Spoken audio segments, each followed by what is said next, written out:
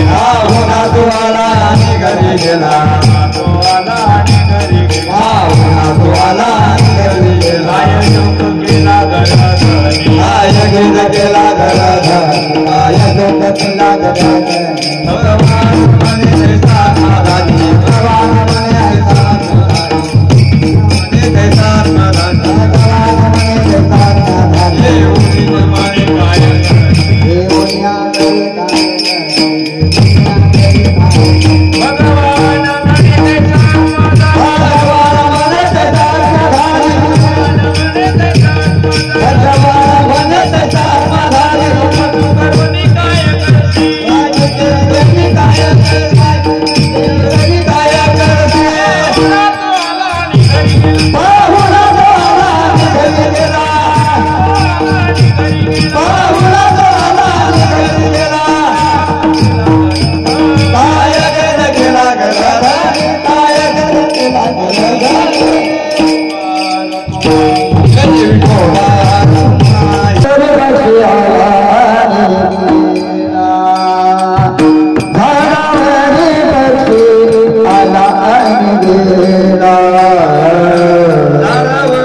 पक्षी आला आणि गेला दारावरी पक्षी आला आणि गेला दारावरी पक्षी आला जीव हा कर्माने बद्ध झालेला आहे. सुखासुखी जीवाला जन्म मिळत नाही.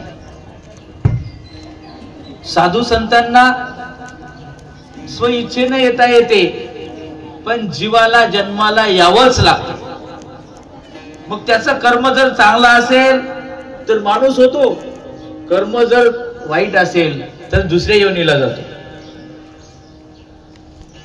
गुरुवरे भगवान महाराज म्हणतात की तुझं कर्म चांगलं तू माणूस झाला, कर्म चांगलं तू माणूस झाला. आता पुन्हा मरू नको. जन्माला आला पण आता मरू नको. शरीरानं मरणं वेगळं, शरीराने मरणं वेगळं आहे, पण आत्मस्वरूप दृष्ट्या तू चिरंजीव आहेस. आत्मदृष्टीनं तू चिरंजीव आहेस. इतिहासामध्ये अनेक लोक होऊन गेले पण अजूनही जिवंत आहेत. कशानं? कीर्ती रूपानं मरावे की परी कीर्ती रूपी उरावे. काय सांगितलं? मरावे परी कीर्ती रूपी उरावे. अर्थात कीर्ती रूपानं ते आजही समाज मनावर अधिराज्य गाजवतात. संत ज्ञानेश्वर महाराज, संत तुकोबाराय, वीरभद्र महाराज हे लोक गेले पण कीर्ती रूपानं आजही समाज मनामध्ये जिवंत आहे. तसं तू जन्माला आला खरा पण आता मरू नको. चुकोनिया जन्मात आला, चुकोनिया जन्मात आला, चुकोनिया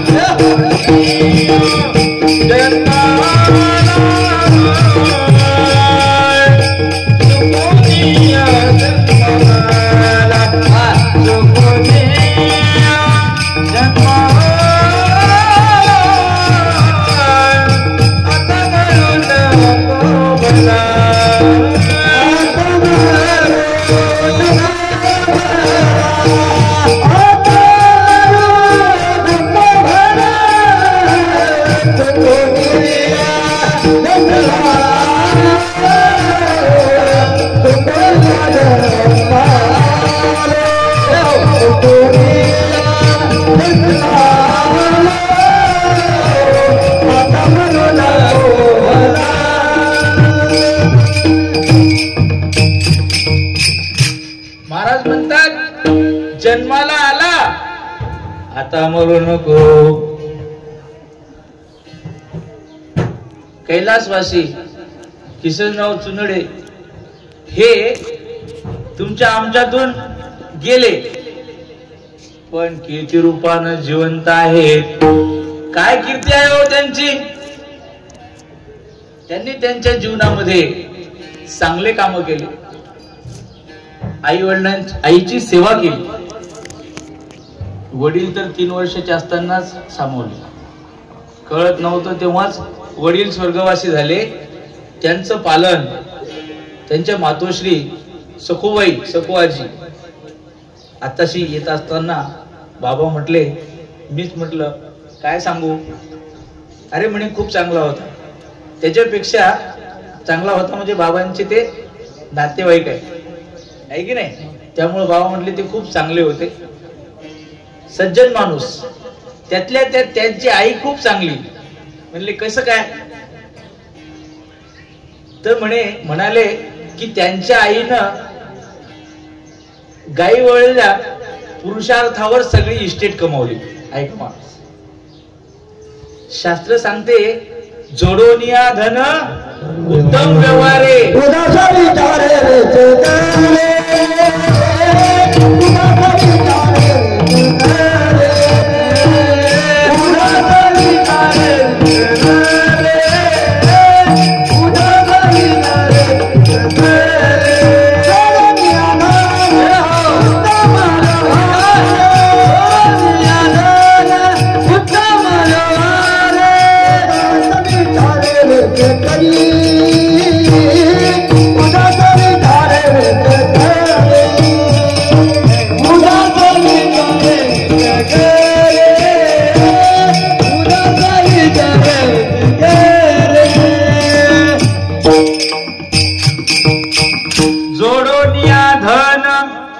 सगळेच लोक पैसे मिळवतात, पण 2 नंबरचे धंदे करून लय लोक मिळवतात.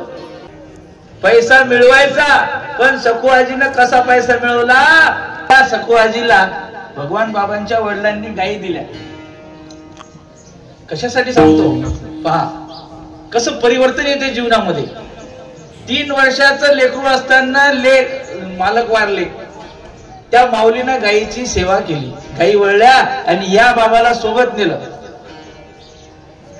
नाव कृष्णा, नाव काय? गोपाल कृष्ण. लक्षात घ्या, खरंच कृष्ण.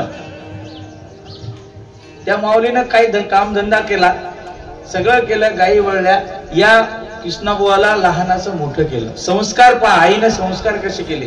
कारण संस्कार जपला. सखूआजीने चांगले काम केले, गायीची सेवा केली. गाय ही माया आहे महाराज, गाय ही माया आहे. ज्याच्या घरात गाय नाही त्याच्याकडे लाख संपत्ती असेल, आग लागू दे संपत्तीला, त्याच्या घरात जर गाय नसेल. का सांगतो? गोपाल कृष्णानं गायी वळल्या आणि गायीची सेवा जो करतो, जो गायीची सेवा करू शकत नाही तो मायेची सेवा काय करणार? भगवान महाराज म्हणतात की गायीची सेवा कोणी केली? गायीची सेवा गोपाल कृष्णाने केली, त्याचं नाव अमर झालं. गायीची सेवा सखूबाईन केली, त्या सखूआजीचं नाव अमर होणार.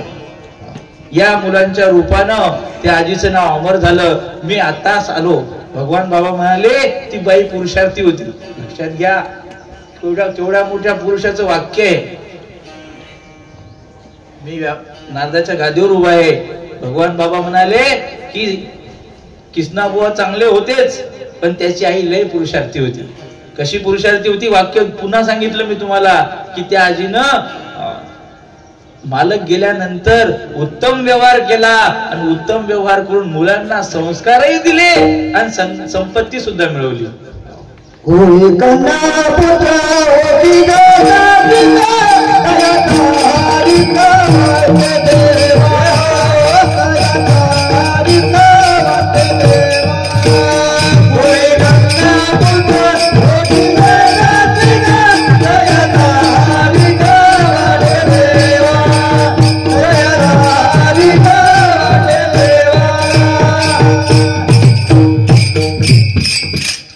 कन्या पुत्र होती जे सात्विक.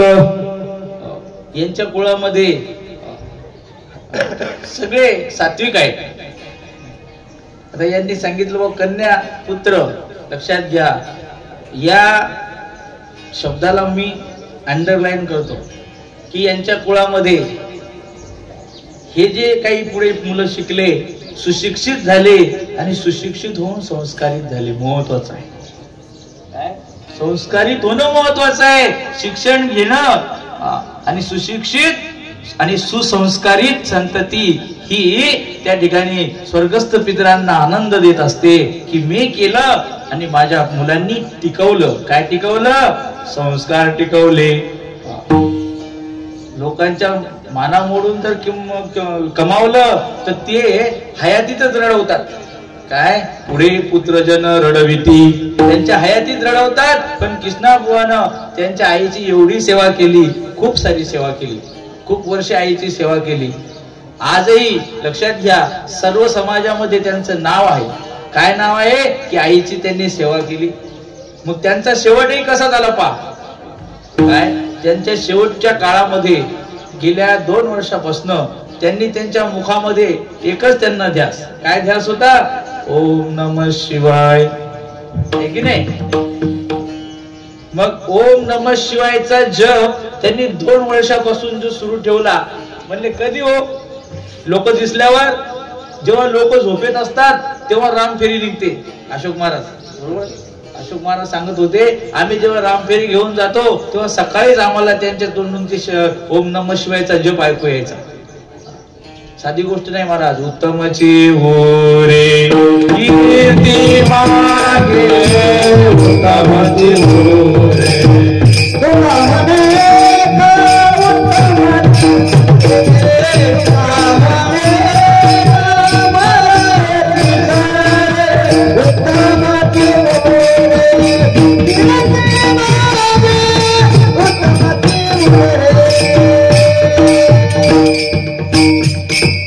तुका म्हणे का मरण्याची सरे.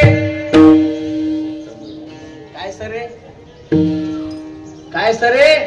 बँक बॅलन्स, तुमची संपत्ती सगळी इथं जाते. मग माग काय उरते? काय? उत्तमची उरे. काय कीर्ती होती? कृष्णाबुवा कधी रागावले असं नाही. काय? कृष्णाबुवा रागावले घरच्यावर नाही, बाहेरच्यावर सुद्धा. लय शांत स्वभावाची. ज्या माणसाच्या मनामध्ये विकार येतो त्याला पशु म्हणतात आणि जो माणूस सात्विक असतो त्याला देव माणूस म्हणतात. काय म्हणतात? देव माणूस म्हणतात. मग स्मरण कोणाचं केलं जाते? देव माणसाचं स्मरण केलं जाते. एखादा खट्याळ असला, खट्याळ म्हणजे लोकांचं चांगलं चालू असलं ते बिघडवणारा असेल तर त्याचं स्मरण करत नाहीत, बरा गेला असं लोक म्हणतात. सात्विक जे आहेत, सद्धर्माचरण जे लोक करतात अशाच पुरुषांचं स्मरण केलं जातं. म्हणून आजचं हे कीर्तन हे कृष्णाबुवाच्या 13वीच्या निमित्तानं त्यांचं स्मरण या ठिकाणी एवढ्या समाजाच्या साक्षीनं होत आहे. असा हा या लोकांचा नियम आहे. काय लोकांचा नियम आहे? की माणूस जेव्हा गेला तेव्हा मागे फक्त त्याची कीर्ती राहते. मग जे मागे राहते ते मिळवायचं आणि सोबत जे जाते ते मिळवायचं. सोबत काय जाते हो? सोबत जाते तुमचं सत्कर्म, सोबत जाते सत्कर्म. मग सत्कर्म 7 पिढ्याला पुरेल एवढं आम्ही मिळवतो. किती पिढ्याला? 7 पिढ्याला पुरेल एवढं मिळवतो. पण जेव्हा जावं लागते तेव्हा सगळं इथेच राहते. क्या लेके आयो बंदा, क्या लेके जाएगा, क्या लेके आया बंदा, क्या लेके जाएगा.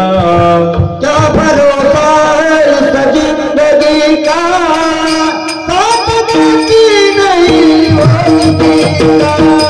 क्या भरोसा है इस जिंदगी का, साथ देती नहीं होगी का. क्या भरोसा है इस जिंदगी का.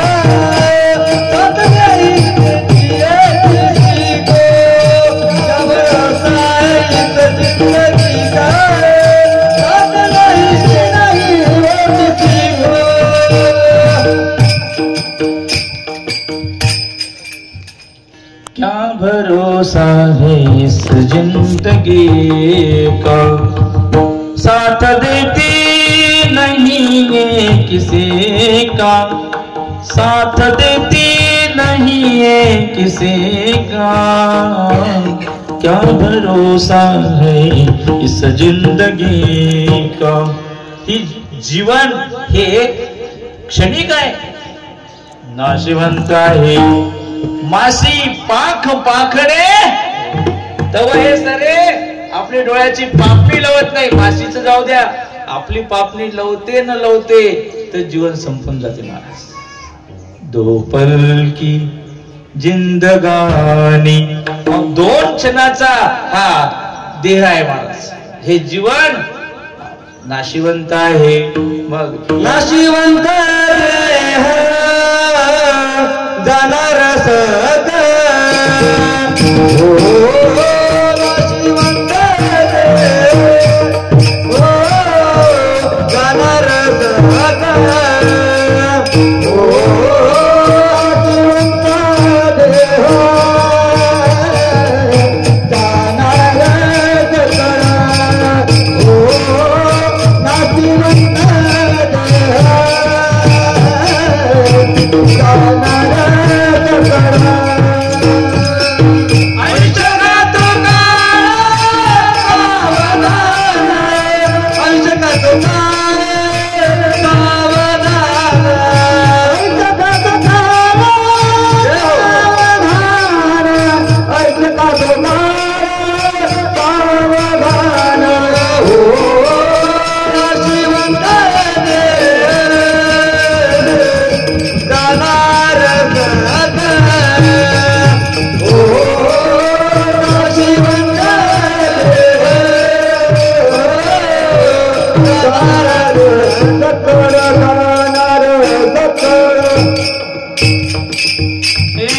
नाशिवंत देह जाणार सकळ, आयुष्य खातो काळ सावधान। सावध हो, देह हा जाणाराच आहे, भाड्याचं घोडं आहे, हे घोडं भाड्यानं आणलं आपण, मग भाडं संपलं की परत द्यावं लागते। मग जोपर्यंत आपण भाड्यानं आणलं तोपर्यंत त्याच्याकडनं काम करून घ्यायचं, चांगलं काम करून घ्यायचं, चांगलं म्हणजे सत्कर्म करून घ्यायचं। या देहाचा हा विशेष आहे, देव होऊ म्हणती तरी ते होती, तरी का चित्ती न धरावे। ऐका महाराज, या देहाना देव होता येते आणि या देहाना दानव होता येते। तुम्हाला देव व्हायचं की दानव व्हायचं हे तुमच्या हातात आहे। चांगलं काम केलं तर देव होता येईल, वाईट काम केले तर किडामुंगी किटकुल होऊन त्या ठिकाणी दानवासारखं राक्षसासारखं जीवन जगावं लागेल। म्हणून या देहाने देव होता येते, म्हणून काय करा तर सत्कर्म करा, सत्कर्म करा। सत्कर्माच्या योगाने माणसाचं परिवर्तन होते, आंतरिक बदल होणं हा महत्वाचा आहे।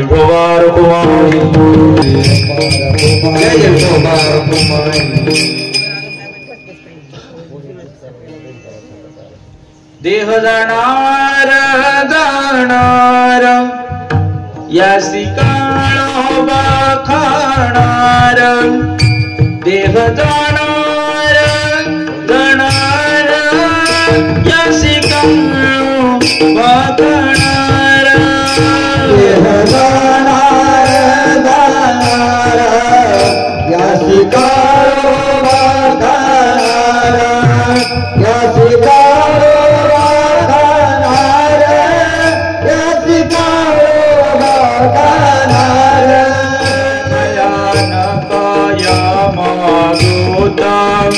भयप्रद त्यांचे दात, भयानक यमदूता, भयानक यमदूता, भयप्रद त्यांचे दात, देह जाणार जाणार यासी काळ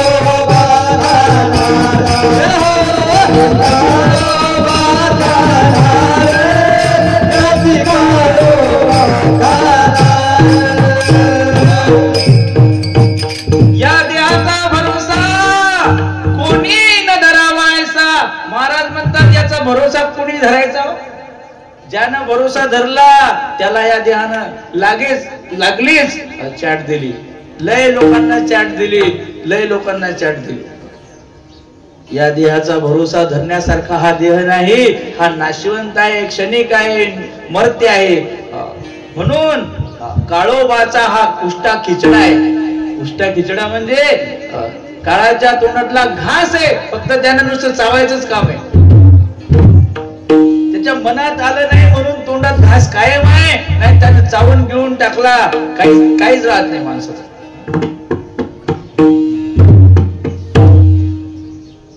विहिरीमध्ये बेडूक असतो आणि बेडूक पावसाळ्यामध्ये आपल्या उन्हाळ्यामध्ये कमी पाणी असते. खडकावर बेडूक बसलेला असतो आणि मग बसल्यानंतर एखादा मासे छोट्या छोट्या माशा, त्या छोट्या माशांना तो बेडूक पकडतो. ऐका महाराज, बेडूक सापाच्या तोंडी. ज्ञानेश्वर महाराज उदाहरण सांगतात की तो मागून सापानं अर्धा गिळला, अर्धा गिळला. आता विहिरी दगडाच्या राहिल्या नाही, कॉन्क्रीटच्या विहिरी झाल्या. पहिले दगडाच्या विहिरी होत्या. त्या दगडाच्या फटीतून साप आला. त्या सापानं खडकावर बसलेल्या बेडकाला अर्ध गिळलं मागून आणि हा पुढच्या माशा खाण्याचा प्रयत्न करायला लागला. आता बाबा माग पहा ना की तू सापाच्या तोंडात आहे, तर सापान तुला गिळायचंच बाकी आहे आणि तू पुढे जीभ काढून राहिला. कशासाठी? की ही माशी आपल्या तोंडात जाईल. तर मासोळी तर पाण्यातली माहेर आहे, ती कशी तोंडात येईल? मासोळी काही याला भेटली नाही, पण माशीच्या नादामध्ये सापानं त्याला गिळून टाकलं. तसं तुमचं आमचं झालेलं आहे. आपल्या जीवनामध्ये सगळं आयुष्य काळानं खाऊन घेतलं. घडी घडी काळ वाटल्याची पाहे, घडी घडी काळ वाटल्याची पाहे, घडी घडी काळ वाटल्याची पाहे, घडी घडी काळ वाटल्याची पाहे.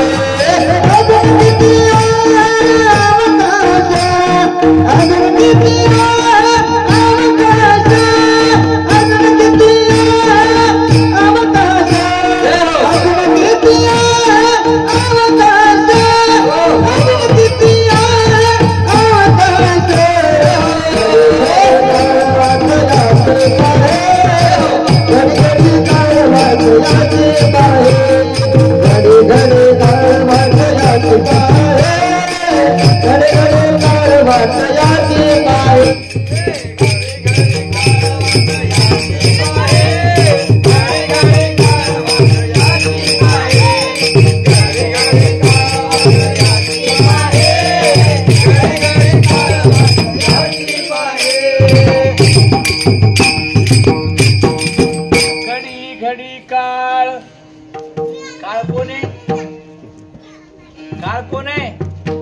मामा आहे का आज आहे? तुमचा आजोबा नाही की बाबा थांब जसा काका तू खाऊन घे काही. महाराज काळाच्या मनात आलं की तो घेऊन जातो.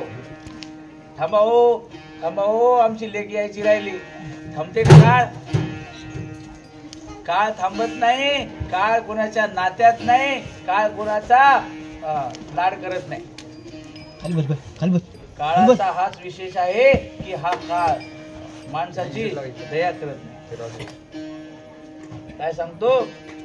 काळ नेणारच आहे. मग काळाचा फक्त आपल्यावर दया आहे. आपल्यावर दया कोणाची आहे? काळाची आहे. मग देव दया म्हणून जितका काळ आपल्याला देवानं ठेवलं, जेवढा काळ देवाने आपल्याला ठेवलं तेवढ्या काळामध्ये काय करा? सत्कर्म करा. कर रे सेवा, कर रे सेवा, धरुनिया प्रेम भाव, धरुनिया प्रेम भाव. काय? सेवा करा आणि सेवा करून प्रेम भावानं तुम्ही भजन करा. जोपर्यंत सेवा करणार नाही तोपर्यंत मेवा मिळणार नाही. कोणाकोणाची सेवा करायची? आयुष्यामध्ये आल्यानंतर 4 लोकांची सेवा माणसाने चुकली नाही पाहिजे. या 4 लोकांचं ऋण माणसावर असतं. सध्या हे शरीर आधी सांगितलं, हे शरीर माणसाचा सोनं करते आणि या शरीराची माती सुद्धा होते. या शरीराचं सोनं होते, या शरीराची माती होते. मग या शरीराचं सोनं करायचं असेल तर काय करावं लागेल?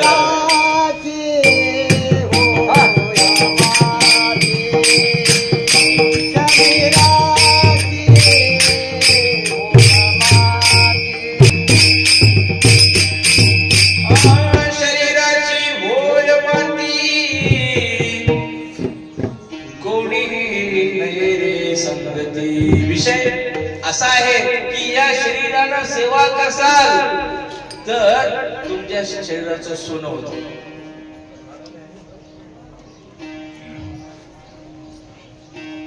जीवनामध्ये 4 लोकांची सेवा महत्वाची आहे.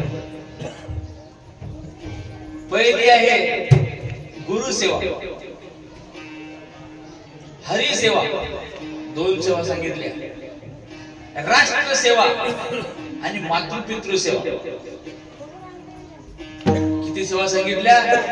4 सेवा सांगितल्या. मातृपितृ सेवा, राष्ट्र सेवा, हरी सेवा आणि गुरु सेवा. कुणी कुणाही जरी सुरू केलं, एक सेवा घडली, जीवनाचं कल्याण लक्षात घ्या. पण 4ही सेवा करावंच लागतात, त्याच्याशिवाय तुमचं कल्याण पूर्ण होत नाही. जो सेवा करतो तो अमर होतो. जो सेवा करतो तो अमर होतो, त्याच्या जीवनाचं सोनं होते. कृष्णाबुवाने सेवा केली, त्यांच्या आईची सेवा केली, समाजाची सेवा केली. काय? समाजाची सुद्धा सेवा केली. सेवा म्हणजे समाजामध्ये जे काही दुर्बल लोक आहेत, अज्ञानी लोक आहेत, त्यांना सन्मार्गावर आणणे.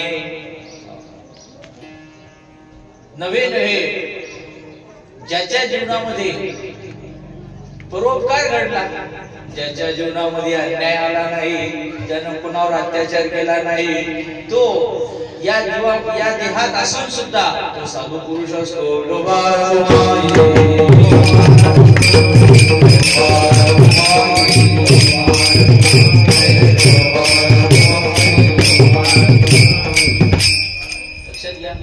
साधू होण्याकरता केस वाढवावं लागतात, दाढी वाढवावी लागते, असा काही नियम नाही. माणूस कर्माने देव बनतो. म्हणून जीवनामध्ये सेवा महत्वाची आहे. पहिली सेवा गुरुसेवा, हरिसेवा, राष्ट्रसेवा, समाजसेवा आणि 4थी आहे वडिलांची सेवा. या 4 सेवेमध्ये जो उत्तीर्ण झाला त्याचं जगात कोणीच वाकडं करू शकत नाही. जगात त्याचं वाकडं कोणीच करू शकत नाही.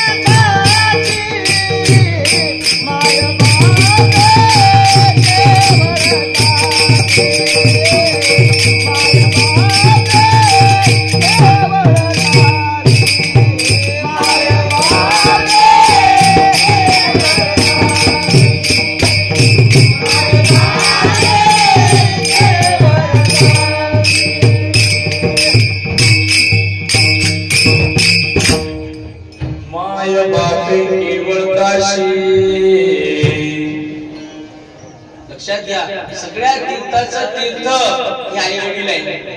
विषय लक्षात घ्या. सेवा करायची पण कोणाची? आई वडिलांची सेवा करायची. कारण सकळ तीर्थाची धुरे जिये का माता पितरे. ज्या माणसानं आयुष्यामध्ये आई वडिलांची सेवा केली त्या माणसाला तीर्थाला जायचं काम नाही. ऐका, कारण ज्या तीर्थाला जायचं त्या तीर्थाचं तीर्थत्व पुंडलिकानं कशाला मिळवलं? पंढरीला आपण जातो, पुंडलिकाचं दर्शन घेतो, पण पंढरीला जो पुंडलिकाच्या भावार्था गोकुळीहुनी झाला येता. मग पंढरपूर तीर्थ कशाने झालं? विठोबा आल्यामुळं. विठोबा का आला? कारण पुंडलिकानं आई वडिलांची सेवा केली. लक्षात घ्या, म्हणजे आई वडिलांच्या सेवेमुळं पंढरपूरला तीर्थत्व आलं. याचा अर्थ जो आई वडिलांची सेवा करतो त्याला इथेच तीर्थ आहे, कुठे जायचं काम नाही. माय आणि वडील हेच खरे तीर्थ असतात. काय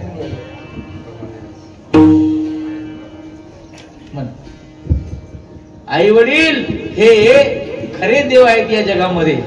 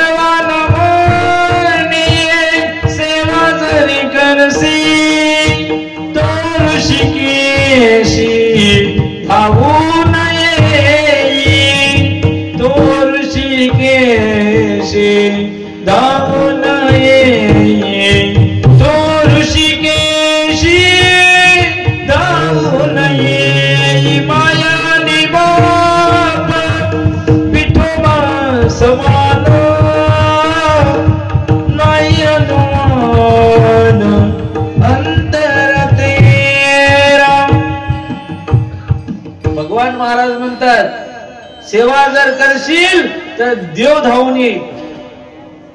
पुंडलिकासाठी देव आला. गुरुदेव भगवान महाराजांनी आई वडिलांची सेवा केली.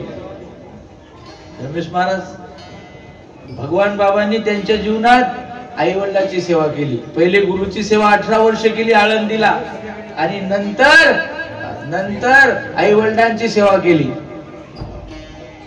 20 वर्षे आई वडिलांना या ठिकाणी, हो मला कळते, तेव्हापासून तर आई वडिलांची भगवान महाराजांनी सेवा केली, आधी केले का मग सांगितले. आम्ही नुसतं सांगतो कीर्तनात, भगवान महाराजांनी आधी केली, आई वडिलांची सेवा केली आणि मग त्या सेवेचं फळ. लक्षात घ्या, सेवेचं फळ आज एवढा मोठा त्या ठिकाणी आश्रम झाला, समाजाची सेवा चालू आहे. भगवान महाराजांची जी आहे ही समाज सेवा आहे. काय सेवा आहे? हे छोटे छोटे मुलं तिथे शिकायला लागले, उद्या हेच जे संस्कार यांच्यावर झाले, या संस्काराने संस्कारित होऊन हे मुलं सुद्धा आई वडिलांची सेवा करणार. ऐका महाराज, कोणी मोठे झाले डॉक्टर होतील, कोणी वकील होतील, कोणी आणखी काही होतील, पण समाजामध्ये संस्कार प्रक्षेपणाचं कार्य करण्याकरता एवढी मोठी संस्था त्या ठिकाणी उभी केली. मी कशासाठी सांगतो की आधी केले आणि मग सांगितले. मग आई वडिलांची सेवा ही मोक्षाचं द्वार आहे. लक्षात घ्या, तुम्हाला मोक्षाला जायचं असेल तर पहिले यमदूत तिथे विचारतो. पहिला नाका कोण आहे? यमदूत आहे. म्हणले का हो, काय मिळवलं? सर्टिफिकेट दाखवा. तुमच्या खात्यात काय काय लिहिलेलं आहे? म्हणजे सप्त्याची पंगत घेतली होती. काय सप्त्याची पंगत घेतली, दिंडी जेव घातली, अन्नदान केलं. मग हे कामी येते. तिथे तुम्हाला दुसऱ्या देशात जायचं, मग दुसऱ्या देशात जायचं असेल तर इथले पैसे घेऊन जाता येत नाही. मग तिथले जे पैसे, तिथे जे पैसे चालतात ते पैसे आपल्या खिशात पाहिजे. लक्षात घ्या, दुसऱ्या देशामध्ये जे नाणं चालते, मग अमेरिकेमध्ये डॉलर चालतो, मग डॉलर तुमचे इथले पैसे डॉलर मध्ये परावर्तित करावं लागतात आणि मग इथले 1000 रुपये दिले म्हणजे कुठेतरी आपल्याला $100 त्या ठिकाणी मिळतील. बरं का? म्हणजे $100 इथले 1000 रुपयाचे तुमच्या जवळ असतील तर तुम्ही तिथे जाऊ शकून तिथे खर्च करू शकता. म्हणले का हो, ही आमची 500ची नोट घ्या. तिथे नोट चालत नाही. मला काय सांगायचं, दुसऱ्या देशात इथला पैसा चालत नाही, मग स्वर्गात चालेल का हो? मग स्वर्गात काय चालते? स्वर्गात चालते पुण्य, फक्त पुण्य. मग स्वर्गात जर पुण्य चालते तर मग या पैशाचं परावर्तन कशात करायचं? अमेरिकेत जायचं असेल तर डॉलर खिशात लागल आणि स्वर्गात जायचं असेल तर पुण्य लागल. पुण्यरूपी संपत्ती, या संपत्ती मुळे तयार करता येते. का म्हणले कोण देईल ती पंगत? काय भेटते त्या पंगत दिल्यानं? सांगितलं तुम्हाला, हे पैसे डॉलर मध्ये परावर्तित होतात, तसेच हे पैसे पुण्याई मध्ये सुद्धा परावर्तित करता येतात. फक्त मन मोठं पाहिजे, मन मोठं पाहिजे. जीवनात या बुवानं ही समाजामध्ये अन्नदान केलं, वीरभद्र बाबांसाठी अन्नदान केलं, वर्गणी दिली. आश्रमावर जे काही शिबिर होते, आश्रमावर जे काही दिंड्या येतात, लक्षात घ्या, त्याला अन्नदान केलं. त्याचं फळ म्हणजे आज सगळा हा समाज या ठिकाणी कीर्तनाला आलेला आहे की हा माणूस चांगला होता, देव माणूस होता आणि त्यांच्याच निमित्तानं आजचं हे कीर्तन या ठिकाणी होत आहे.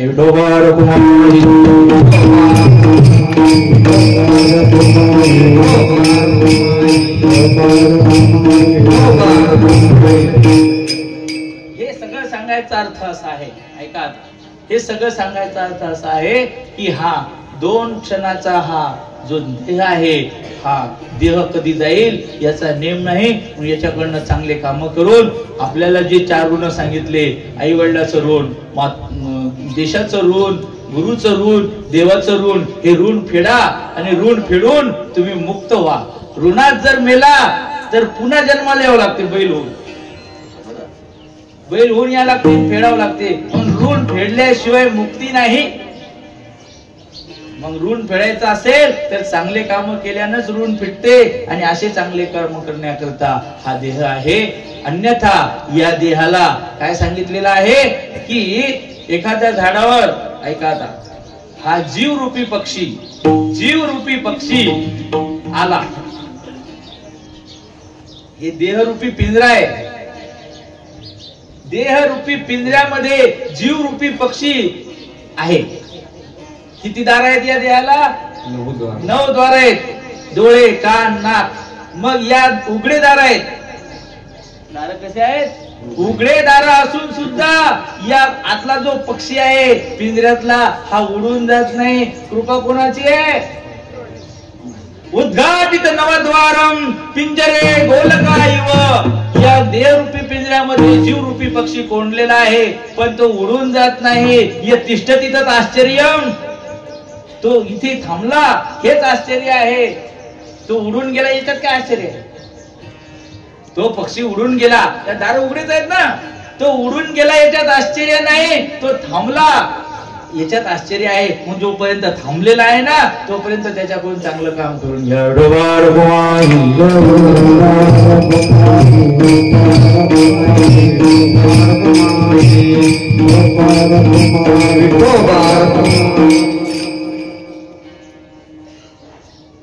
झाड आहे, त्या झाडावर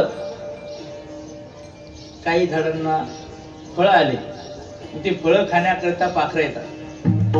फळ खाण्याकरता पाखरं आले, बसले, चिव चिव चिव चिव चिव चिव चिव वाट केला. काहीनं खोपा केला, पिलं घातले, पिलं मोठे झाले आणि पिला सगट पक्षी उडून गेला. 2 महिने 3 महिने 4 महिने खोप्यात पिलं राहिले, पिलाला पंख फुटले, पिला सगट पक्षी उडून गेला. मग पक्षी आला, झाडावर बसला, थांबला, घर केलं. त्याचं आपलं नातं तयार झालं झाडाचं आणि पक्षाचं. झाडाला चांगलं वाटत होतं की बरा मस्त चिव चिव चिव चिव करतात छोटे छोटे पिल्लं. ऐका, झाडावर पक्षी आला, बसला, खोपा केला, पिलं मोठे झाले, उडून गेला. मग झाड रडू लागलं. झाड रडू लागलं का? नाही. झाड म्हणते बाबा ये बैस, फायदा घे, फळं खा आणि जा, मला त्याच्याशी काही दुःख नाही. लक्षात घ्या, झाडावर पक्षी बसतो आणि उडून जातो. भावार्थ लक्षात घ्या. पक्षी झाडावर बसतो आणि उडून जातो. झाड रडत बसत नाही, झाड खेद करत नाही. चांगला होता आणि मला कर्म लागत होता असं झाड कधी म्हणत नाही. मग झाड येशील ये, जाशील जा. झाडावरी पक्षी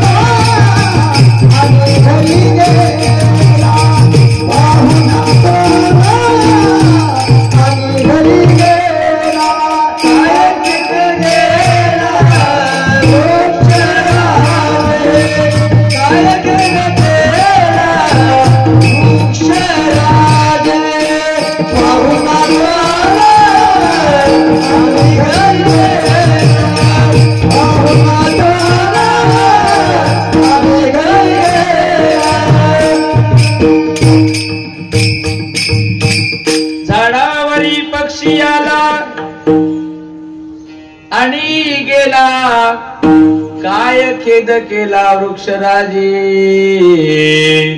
झाड कधी खेद करत नाही. ऐका आता, गुरुदेव भगवान महाराज म्हणतात की पक्षी आला आणि उडून गेला याचं झाडाला बरं वाईट काही नसते किंवा झाड रडत बसत नाही. त्याप्रमाणे तुमच्या आमच्या जीवनामध्ये लक्षात घ्या, देहरूपी हे शरीर कृष्णाबुवांना मिळालं आणि ते काही दिवस इथं थांबले आणि निघून गेले. मग कृष्णाबुवा निघून गेले म्हणून मागच्या लोकांनी आता रडायचं नाही.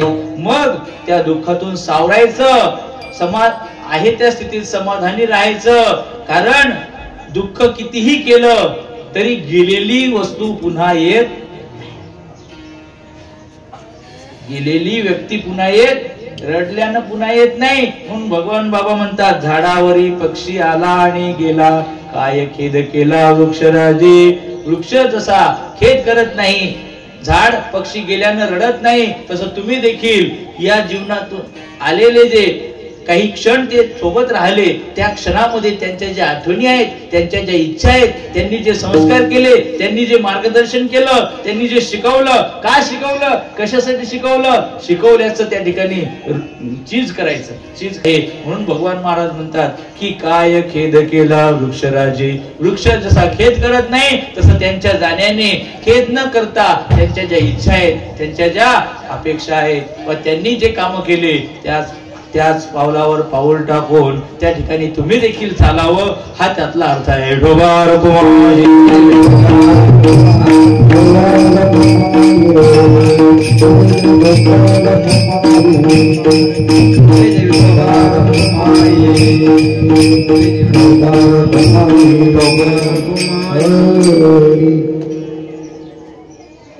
पाहुणा तो आला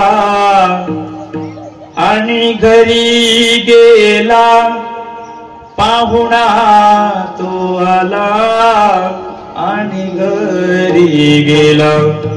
काय शोक केला घरधनी, काय शोक केला घरधनी. पाहुणा तो आला आणि घरी गेला. पाहुणा तो आला आणि घरी गेला. पाहुणा म्हणून हा आपल्याला देह मिळालेला आहे. जसा पाहुणा येतो, 2 दिवस राहतो, निघून जातो. घरधनी काय म्हणतो, थांबा पाहुणे वा. जो जातो तो पाहुणा असतो. पाहुणा जाण्यासाठीच येत असतो. त्याप्रमाणे हा देह जाण्यासाठीच आहे, मग गेल्याने रडायचं नाही. एक गोष्ट सांगतो आणि संपवतो. गुरु भगवान महाराज म्हणतात की जसं जीर्ण वस्त्र सांडिले मग नूतन वेडीले. अंगावरचं वस्त्र फाटलं आपण टाकून देतो आणि नवीन घेतो, तसं हे शरीर आत्मा जो आहे, हा आत्मा शरीर टाकून देतो आणि नव्या शरीराचा अंगीकार करतो. श्रीराम प्रभूनं वालीला मारलं. श्रीराम प्रभूनं वालीला मारलं आणि मारल्यानंतर वालीची पत्नी रडू लागली. तेव्हा श्रीराम प्रभू म्हणतात, तारे का रडतोस, मग का रडतेस. तेव्हा तारा म्हणली, वारे वा, चांगला हुशार आहेस. माझ्या पत्नीला माझ्या नवऱ्याला मारलं आणि वरून म्हणतो का रडते. तेव्हा श्रीराम म्हणले, तारे तू रडतेस याच्यात दुमत नाही, पण रडतेस का. म्हणले का म्हणजे देह गेला म्हणून रडते का जीवामुळे रडते. लक्षात घ्या, देहाशी पती म्हणशील, देहाला जर पती म्हणत असतील तर तो देह नाशिवंतच आहे, तो जाणारच होता एक दिवस. मग तुला रडायचं काय त्याच्यामध्ये. म्हणले जीव गेला, तर जीवाला तू पाहिलं का. जीव गेला म्हणते, जीवाला पाहिलं नाही. लक्षात घ्या, जीव हा येणारा जाणारा आहे. मग आत्म्याशी पती म्हणशील तर आत्मा कधी मरत नाही. आत्मा मरतच नाही, जीव राहतच नाही आणि देह हा जाणाराच आहे. 3 गोष्टी सांगितल्या ऐका.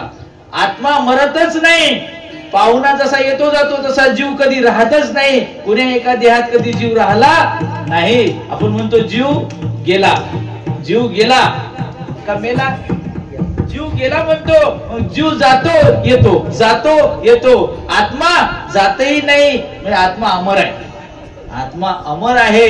मग भगवान महाराज म्हणतात की तुम्ही काय करा, त्या आत्म्याचं स्वरूप जाणा आणि शोक करणं सोडून द्या. भगवान म्हणे तैसा आत्मा जाणे. भगवान म्हणे तैसा आत्मा जाणे. भगवान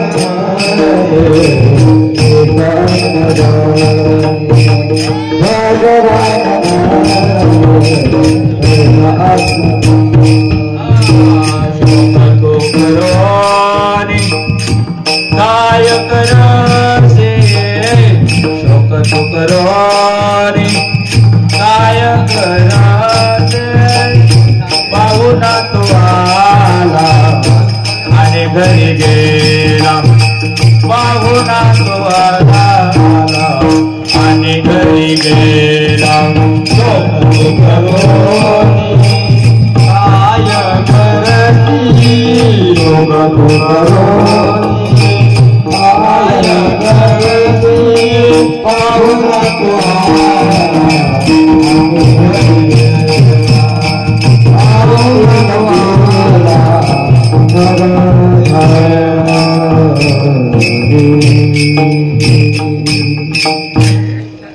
भगवान म्हणे तैसा, तैसा म्हणजे कैसा? जीव जातो, आत्मा जात नाही, मरत नाही, म्हणून आत्म्याला तू अमर समज. भगवान म्हणे तैसा आत्मा जाणे, शोक तू करोनी काय करसी. भगवान म्हणे त्याचे बरे झाले, नवीन मिळाले मंदिर त्या.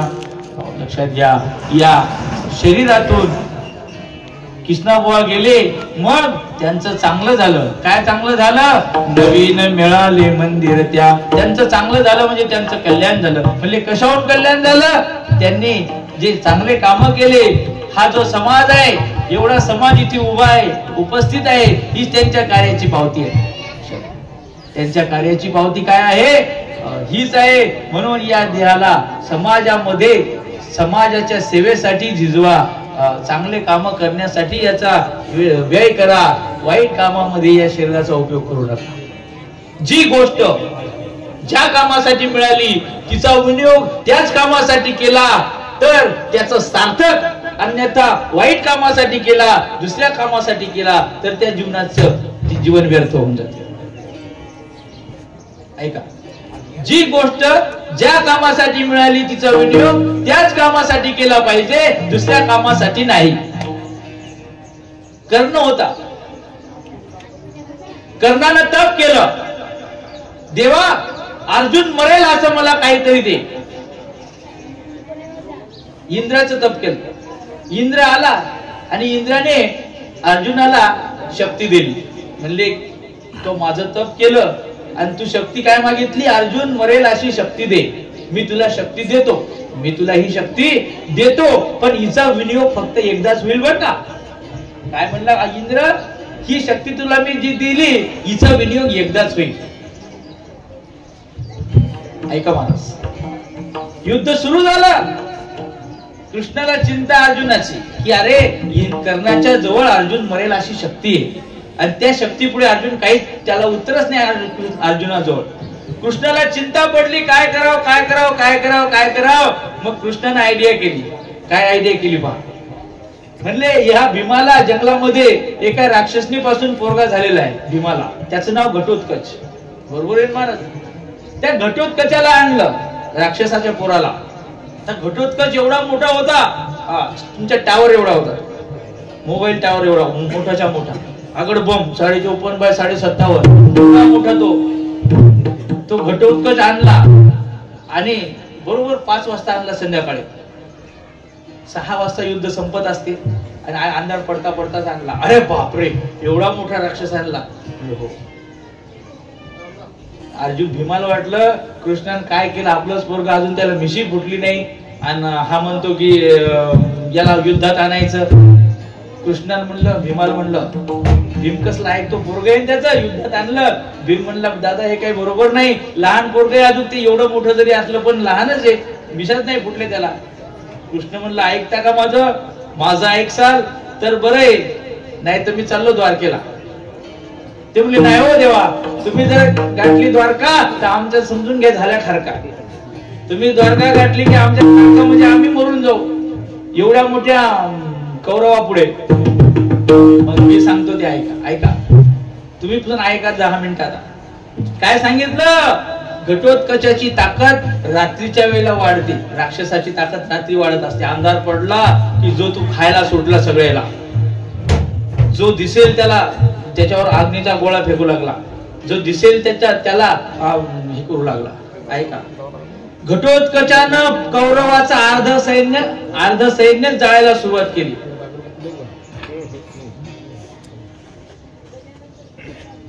कौरवाचा सेना अधिपती कोण? दुर्योधन. दुर्योधनाचीच गती धरली. तर दुर्योधनाची गती धरल्यावर दुर्योधन मराय असा श्वास रोखला त्याचा. आता मरतो मी म्हणे. त्यानं कर्णाला आवाज दिला, ए कर्णा, अरे पाहा ना माझ्याकडे, यानं मला म्हणे मी काय करू आता. काय करू म्हणजे आवर याला म्हणे तो आवरत नाही, आता रात्र झाली, लय ताकद वाढली म्हणे याची. म्हणले मग आता काय करायचं, करा काहीतरी. ते म्हणले मी काहीच करू शकत नाही, कर्णाला. अरे म्हणले तुझ्याजवळ एक शक्ती आहे ना, दिव्य शक्ती इंद्रानं दिलेली, काढ ती. ऐका आता, कर्णाला जी शक्ती दिली होती ती शक्ती काढ, ती शक्ती सोड याच्यावर. तर शक्ती कशासाठी होती, शक्ती कोणासाठी होती, अर्जुनासाठी. हा काय म्हणतो याच्यावर सोड. ते म्हणले अरे अर्जुनासाठी येते. अरे अर्जुन जेव्हा समोर येईल तेव्हा येईल, आता तू मरायला लागला आणि मी मरायला लागलो. काय आता तू जिवंत राहशील तर अर्जुनाला मारशील, आजच तुला मरायची पाळी आली. कारण हा काही सुचू देऊन नाही राहिला. दुर्योधनाच्या आग्रहा खातर कर्णानं अर्जुनासाठी जी शक्ती ठेवलेली होती ती बाहेर काढली आणि डोळे लावून सोडली महाराज त्याच्या अंगावर. त्याला मनात नव्हतं सोडायची पण सोडली. घटोत्कच मेला, घटोत्कच मेला. सगळ्या कौरवाची सुटका झाली. पण कर्ण नाराज झाला. कर्ण नाराज झाला. का नाराज झाला हो, कारण जेव्हा अर्जुन समोर येईल तेव्हा माझ्या खिशात काहीच नाही. माझ्याकडचा जो अर्जुनासाठी जो बाण होता तो बाण मी घटोत्कचावर खर्च केला. आणि खरं तसंच झालं. जेव्हा अर्जुन समोर आला तेव्हा कर्णाकडे शक्ती नव्हती महाराज. कर्ण फुकट मेला, फुकट मेला. कर्णाला का मरावं लागलं, जी शक्ती अर्जुनासाठी होती ती शक्ती त्यानं घटोत्कचावर सोडली. म्हणजे जी गोष्ट ज्या कामासाठी मिळाली तिचा विनियोग त्याच कामासाठी केला पाहिजे, नाही तर कर्णासारखं मरावं लागते. हा आला सिद्धांत, हा झाला सिद्धांत. मग कर्ण हुशार का नाही म्हणले, कर्णाला सुचलंच नाही. कर्णानं खऱ्यानं अर्जुनावर शक्ती खर्च करायला पाहिजे होती. मग तसंच आपलं झालं महाराज. आपल्याला हा जो देह मिळाला हा कशासाठी मिळाला, देवे दिला देह भजना गोमाटा. आणि आपण कशात खर्च केला, आपण संसारात खर्च केला. मग अर्जुन कर्णासारखंच आपलं सुद्धा होणार आहे. जेव्हा काळ समोर येईल तेव्हा काळ समोर येईल त्यावेळेला आपल्याला दाखवण्यासाठी काहीच राहणार नाही. कारण सगळा टाइम आपण या शरीर सुखासाठी आणि मौज मजा करण्यासाठी घालवला. या शरीरानं भजन केलं नाही. म्हणून महाराज म्हणतात की तुम्ही काय करा, सावध होनी भजनी लागा, देव करा कैवारी. मल्हारीची वारी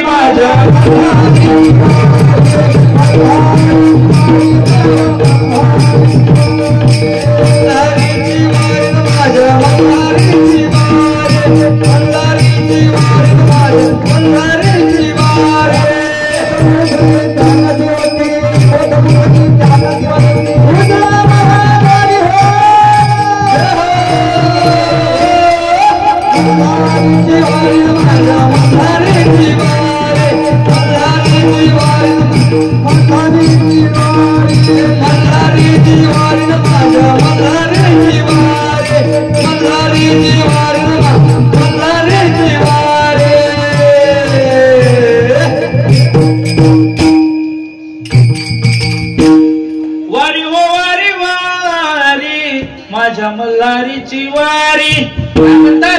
ही वारी म्हणजे हे भजनाचा तुम्हाला समय मिळाला, आता याचा वाया घालवू नका. तुम्ही म्हटले का हो थोडस राहू द्या. आता एक गोष्ट सांगतो तुम्हाला 2 मिनिटांमध्ये. या देशाचा राजा होता परीक्षिती. त्या परीक्षिती राजाला तक्षक सर्पाचा दंश होऊन तू मरशील असा शाप होता. मग त्या राजाने काय केलं, पिंजरा केला. पिंजरा एवढा बारीक जाळीचा पिंजरा केला की त्यातून फक्त ऑक्सिजन जाईल, हवा जाईल, फक्त उजेड जाईल, बाकी काहीच जाणार नाही. आणि कुलूप लावून घेतलं. बारीक खिडकी ठेवली एवढीशी की भाकरीचं ताट आत सोड देता येईल आणि बाहेर घेता येईल. एवढी खिडकी, एक दार ठेवलं. थोडक्यात दार लावून घेतलं कुलूप की ज्याच्यामध्ये काहीच जाऊ शकणार नाही. बारीक जाळीचा पिंजरा केला आणि त्याच्यात जाऊन बसला. आता सरप येईल का, सरप येईल का. पण त्याला बोर घ्या, बोर तर बोर घेणारा दारावून चालला आणि वरून त्यानं आवाज दिला, ए बाबू ते बोर आणले थोडेसे. वाटीभर बोर आणले महाराज, वाटीभर बोर आणले, खिडकी उघडली आणि बोराची वाटी आत दिली, खिडकी लावून घेतली, पण बोर घेतलं आणि तोडलं. जसं बोर तोडलं त्यातून बारीक आळी आली, मरण आलं. त्याला इच्छा निर्माण झाली. कोणाला? परीक्षित राजाला काय इच्छा झाली? बोर खाण्याची इच्छा निर्माण झाली. मग जाळीदार पिंजऱ्यामध्ये जाऊन बसला, ज्याच्यात काहीच जाऊ शकणार नाही, चिलूट जाऊ शकणार नाही, चिलूट. अशा पिंजऱ्यात जाऊन बसला, पण इच्छा झाली बोर खाण्याची आणि बोराची वाटी आतमध्ये आली आणि वाटीतून बोर तोडलं, घेतलं, तोडलं, त्यातून एक आळी बाहेर आली आणि आळी जशी बाहेर आली तशी एवढी अंगठ्या एवढी झाली, अंगठ्या एवढून अशी हाता मनगटा एवढी झाली. बापरे, झाला साप. साप तयार झाला त्या आळीचा आणि लागलीच, अरे डसते की काय, की लगेच डसलं साप. जसा डसला, तक्षक होता तो, सर्प तक्षकाचं विष उतरत नाही.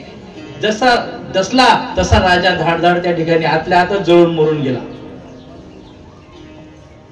ऐका, हा काळ आहे, हा काळानं तुम्हाला सोडलं नाही, राजाला सोडलं नाही, महाराजाला सोडलं नाही. मग राजा होता तो परीक्षिती. यहाँ अल्लाह मरे, मौला मरे, मर गए पंडित जोशी, बडी बुरी काल की फाशी. इथे आल्या जगायसाठी कोणी आलं का? नाही. राम कृष्ण सगळेच गेले. म्हणले मग मी मरणार नाही म्हणून पिंजऱ्यात जाऊन बसला. तर महाराज ऐका, तू लाख हिफाजत करले, लाख हिफाजत करले, लाख करे रखवाली, लाख करे रखवाली. उड़ जाएगा एक दिन पंछी पिंजरा खाली, उड़ जाएगा एक दिन पंछी रहेगा पिंजरा खाली, उड़ जाएगा एक दिन पंछी रहेगा खाली, उड़ जाएगा पंछी पिंजरा खाली.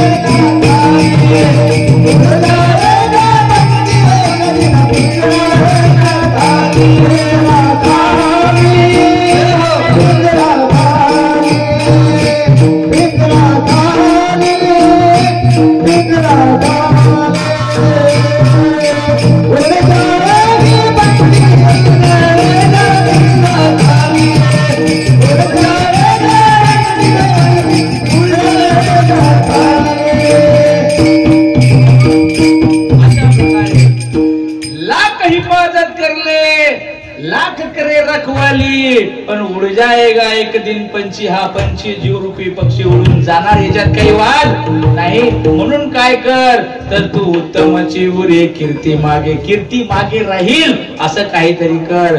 जब तू आया इस जगत में, जगहा से तू रोए.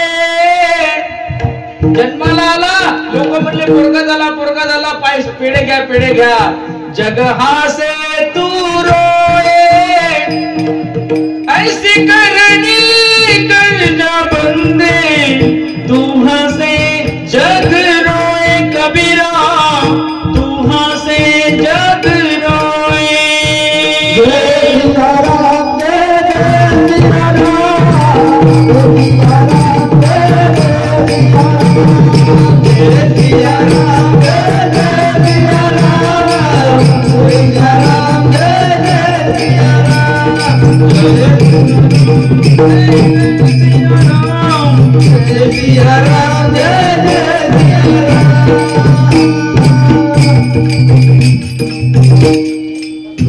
रोता तू आया था बंदे, जब भी जाएगा हंसता हंसता जा.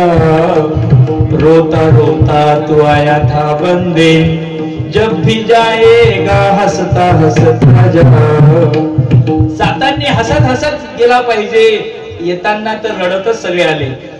येताना रडत आला, पण जाताना हसत गेला पाहिजे. आल्यावर लोक हसत होते. तू रडत होता, आता तू जेव्हा जाशील तेव्हा लोक रडले पाहिजे आणि तू हसत हसत गेला पाहिजे.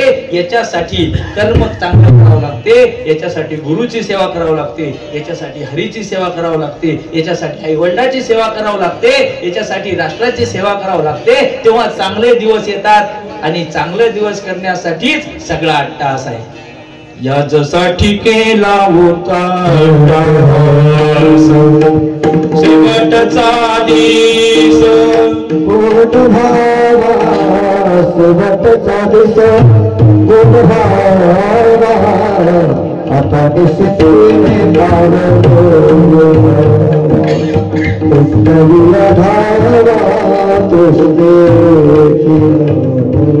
भगवान धरी पाय काहीतरी करून जाय, नको बापा पशु हो जड मूळ धोंडारा हो. अशा प्रकारे ही झालेली सेवा सद्गुरु गुरुवर्य भगवान बाबांच्या चरणी, समर्थ सद्गुरु वीरभद्र महाराजांच्या चरणी सेवा समर्पित करून न्यूनते पुरते अधिकते सरते करून घ्यावे तुम्हा संता ते विनमित से ज्ञानेश्वर